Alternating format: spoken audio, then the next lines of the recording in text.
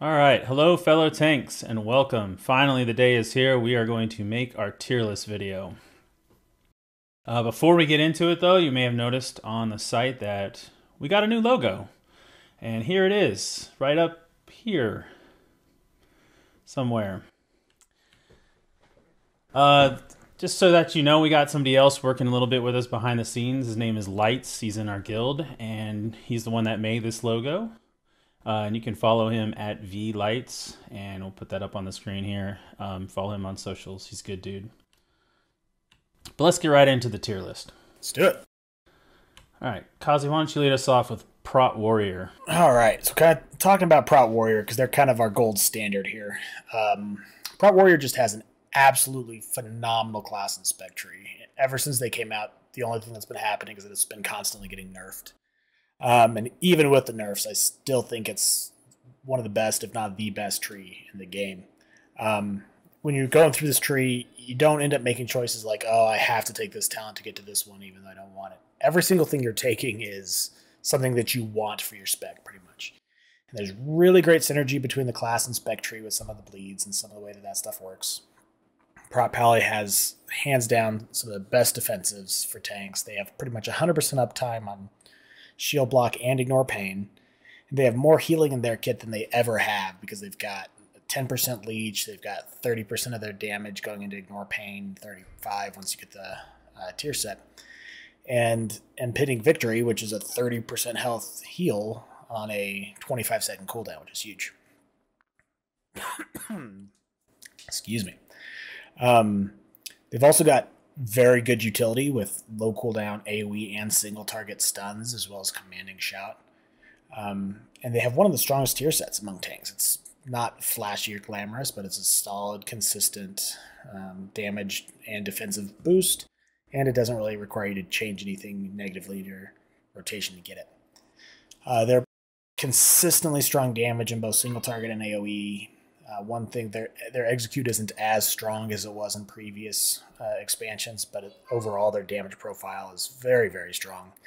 They just really don't have any weaknesses. There's nothing that you're like, oh, that Prot Warrior is going to struggle with that. Like, there's just nothing there. So with that, I probably have done some before now, but that's going to land them in S for us, and they are looking to be, even after the recent nerfs, they're looking to be one of the best tanks going to Dragonflight. All right, next up, let's talk about Vengeance Demon Hunter. It right now has the tuning knob on it turned way up, and even most recently, it has seen some buffs to its AoE damage, with slight nerfs to its single target damage. It's going to go in S tier along with Prot Warrior. Probably before all the Warrior nerfs, Prot Warrior would have been in a tier by itself, but I think right now that's been nerfed, it puts it in line right with where Vengeance is as well. It's one of the best defensive tanks and one of the simplest to play as well. You're pretty much maintaining demon spikes as your 100% uptime defensive. It's extremely strong. Fel dev and playing around meta, of course, you're just unkillable during meta.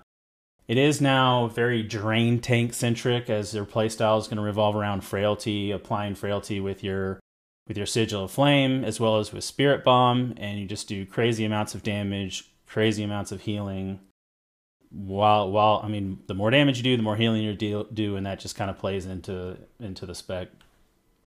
It still has really good magic resistance with demonic wards. It's just base tanky. There's a couple of points in Will of the Illidari for extra magic resist in the tree as well.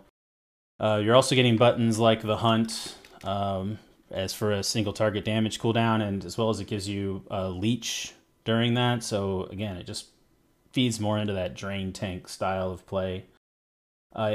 Nerfs obviously can hurt this class quite a bit, as it doesn't have a lot of sort of buttons to play around different situations. You're pretty much just tanky inside demon spikes and inside meta. Right, you're either tuned to be tanky or you're not. Pretty much. And right now, with it doing so much damage, that also, high single target damage tank. Good in Raid, sure, but definitely good in Mythic Plus as well. If you've got a lot of AoE classes doing damage, it's nice for your tank to be able to bring it on a little bit on the single target side. Absolutely. So with that, like you said, Demon Hunter is going to land in S tier. Falling down or coming down after that, we're going to be talking about Blood Decay. For us, Blood Decay is going to fall in A tier.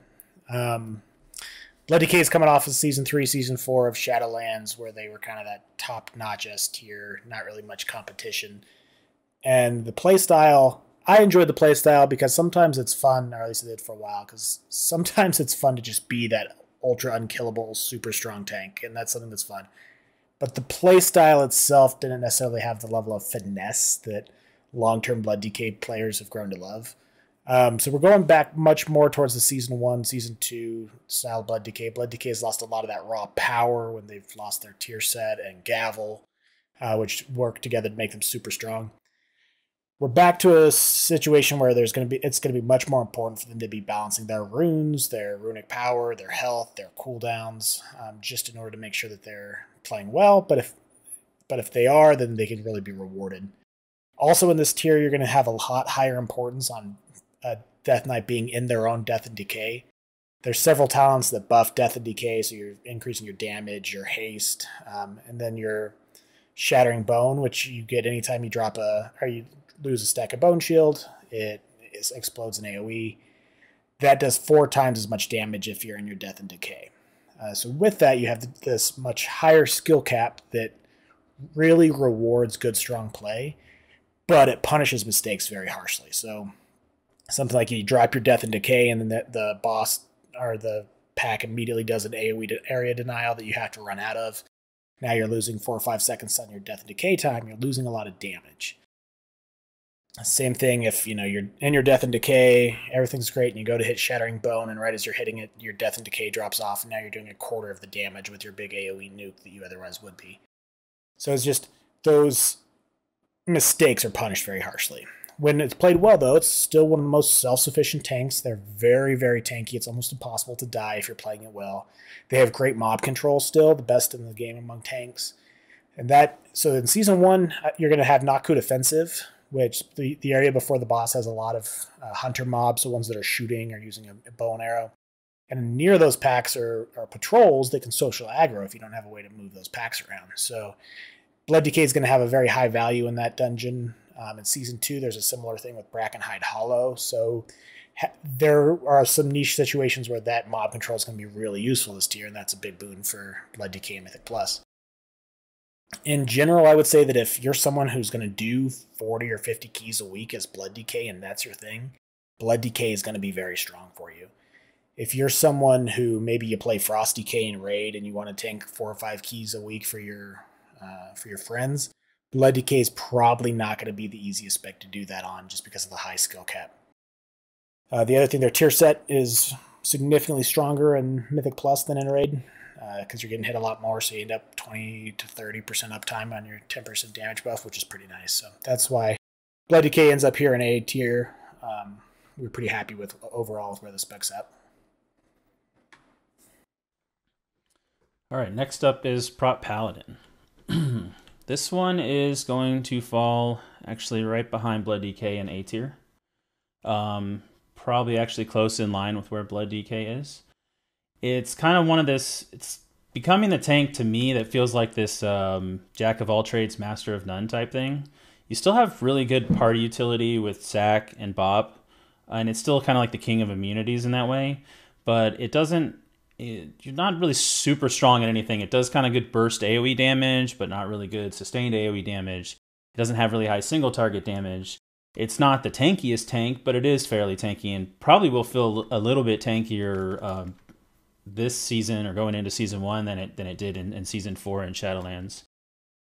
So even though Avenger's Shield now isn't granting holy power, it's still actually one of your main sources of damage, especially in AoE.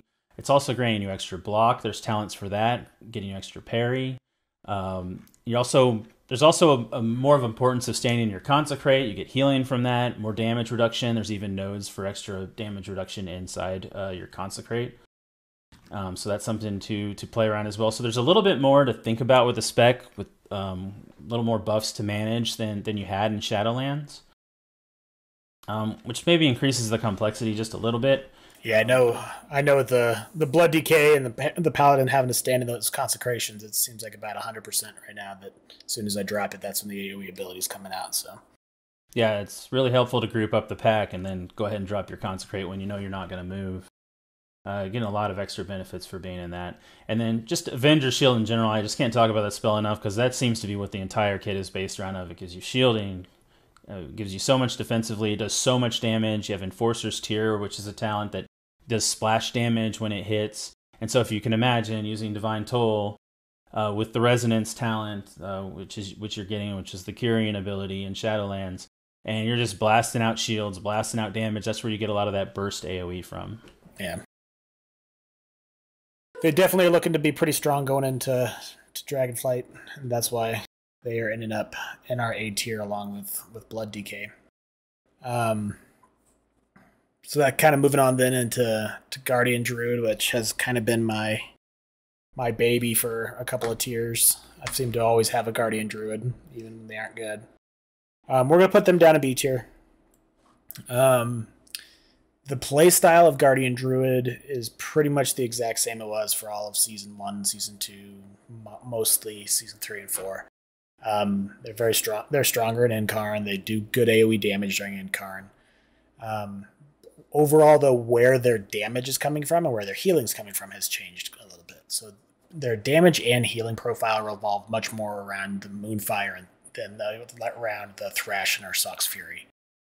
What that relates to then is that you're slightly weaker during your Incarn phase because you don't have as much damage and healing from your Thrash, but you're significantly stronger in pulls outside of Incarn because you have relatively consistent Moonfire damage throughout those, and the healing that you get from your arcane spells. Also, Incarn can be reduced from 3 minutes to an average of about 2 minutes with talents, and that's situationally very strong if you're getting extra uses and pulling bigger around it. Great thing about Guardian Druid is that it's a very straightforward offensive and defensive rotation. It's a very easy class to pick up if you're learning tank. I would strongly recommend you consider starting with Guardian Druid, especially if you're someone who maybe you heal or you DPS in a raid and you want to be able to tank in Mythic Plus. Guardian Druid is incredibly easy to pick up, and it's not nearly as punishing of mistakes as some of the other classes. The downside to Guardian Druid right now in Dragonflight is just the class and spec trees are really not great. There's just so many 2 and 3 point nodes, and there's a lot of times where you end up having to take talents that you don't want or can't really make use of in order to get to ones down below it. And then even those ones down below it are underwhelming. So there was a lot of hope that maybe we'd see a rework, but obviously at this point that's not looking like it's going to happen. So the lack of mobility in the class tree really hurts the spec overall, and they end up in B tier. There's a lot of people who have these guys down like in C or even D tier, and that's just not realistic. The tuning is a little low on their damage, but overall they're pretty stout. They're very easy, and they deserve to be not too much lower than the other tanks. All right, and last on the list here, the Brewmaster Monk. This one is definitely one of the harder ones for me to rank. It's not an F. You can bring it on up. It's probably at the bottom part of A. You can maybe argue top of B right there with Guardian Druid, but here's the thing, is it has one thing going for it, and that is it does a ton of AoE damage. And that can be really good, especially in Mythic Plus. Now, its downside is it's a glass cannon. So it doesn't quite have the defense. While it has like the number of buttons and way more than any of these other classes, actually, there's a lot of clicks to play in this. Or at least a lot of available choices to make while you're tanking. Maybe not necessarily number of clicks, but just a lot of things to click. It's insane amount of damage, but not much defensive. That's really their self-healing is kind of where they're lacking. They can take the upfront hits, and they have like Dampen Harm, Diffuse Magic to be able to select between 20% DR on all damage or just magic damage. And your Fort Brew is still really strong. But outside of that, they're extremely squishy. The tier set helps a little bit with their Purifies, making them a bit stronger, and then their 2-piece is just like a flat versatility. So they get a little bit of defensive power with the tier set, which is nice. I do worry a little bit about nerfs coming its way. Resonant Fist is one of the talents that's just tuned out of control, doing a lot of damage. along with like Exploding Keg and Bone Dust Brew, where you get that 1 minute just insane burst. I do worry about just the ability of the class to preserve itself, and that comes down to really what's the meta going to become. Like, it's requiring your healer to pay a little bit more attention to you, and a lot of healers from Shadowlands are expecting, you know, your blood DK from last season or last couple seasons, or they're just self-sufficient, they take care of itself.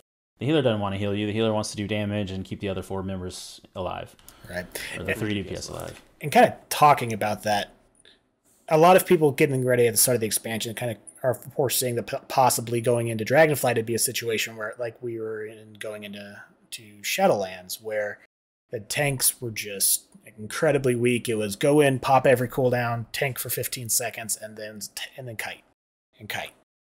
That is definitely not the case for where tanks are right now. Tanks overall are incredibly strong right now. Their DPS, we could see some across the board tuning for tanks, but overall their DPS is on par with a lot of your DPS classes. Although some of that might just be players learning new DPS classes, but tanks are stout. Tanks are going to be able to heal themselves up. All the other classes are very self-sufficient, which is why Brewmaster starts to kind of stand out a little bit as the tank that can kind of struggle with that if they're not 100% played perfectly. So. And you can kind of tell in the dungeons which you have DPS players that know what they're doing and ones that are just kind of toying with stuff or messing around in there casually. You see a big difference on the DPS meter because your tank will top the damage meter on players in there that are just kind of messing around or either aren't trying to do max damage or don't really know how to, or kind of just playing around with talents and goofing off. And there's more tuning to come. We know that, but we're pretty comfortable with how the tier list is shaking out for now, though.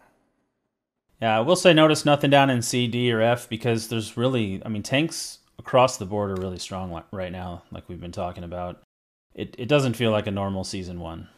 And that's good. I've kind of been waiting for the other shoe to drop. Maybe Blizzard was going to just immediately kind of nerf everything down to its normal tank ability going into a patch, but that hasn't been the case. I'm not sure if on the back end they'll need to worry about the scaling then of tanks going forward, but they can always fix that when they get to that problem. And that's going to pretty much do it for our tier list video. Later this week, it may even be linked up on the screen now, depending on how quick I get around to the editing. We're going to be going into our Vengeance Demon Hunter deep dive. We're going to be going through a lot of stuff. We really appreciate it on those videos. A quick, check them out, take a look, see if the formatting is something you like, if there's anything that's missing or anything that we can add to it. We'd really appreciate any feedback on those. We'll be trying to get all 6 tanks out in the next couple weeks.